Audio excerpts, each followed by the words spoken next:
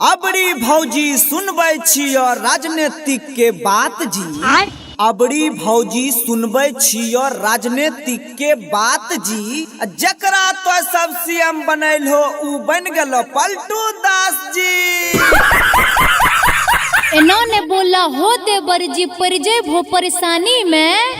इन्होंने बोला हो देवर जी परिजय भो परेशानी में। मनीषे कश्यप तरह जेल में ठुसवाए देवा अकांते रहियो जवानी में। है भौजी अभी आरू सुनो। चाचा और भतीजा में रहे खूबे मेल जी। चाचा और भतीजा में रहे खूबे मेल जी। कुर्सी के कारण पलटू दास पलट दल के खेल जी। इन्होंने बोला हो देवर लागे हमरा खराब जी। इन्होंने बोला हो देवर लागे हमरा खराब जी। फेवरेट हमर बन गेले जब बंद कैल कै शराब जी। मचल छे भैया सगरे हाहाकार। मचल छे भैया सगरे हाहाकार। कुर्सी के छोड़े ने कुर्सी कुमार बोला हाय रे हाय रे हाय सारा रा सारा कहने रहे मानिस मनलै ने हार। कहने रहे मानिस मनलै ने हार। अंतिम में गिरा दल के सरकार बोला हाय रे हाय सारा रा तीर कमल भै गेलै हो एक।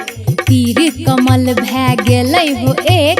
लालटेन बुता के दल के नाला में फेंक बोला हाय रे हे सारा बनलै 17 बेर सरकार। बनलै 17 बेर सरकार। कहियो विकास नहीं कैलकै। अपना खूब खोइलकै। जनता सबके घनटा देखैलकै।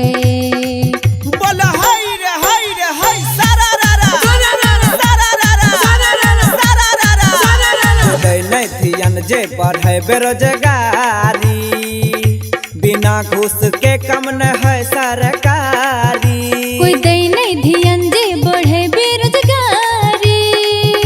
बिना घूस के कम नहीं हुए सरकारी।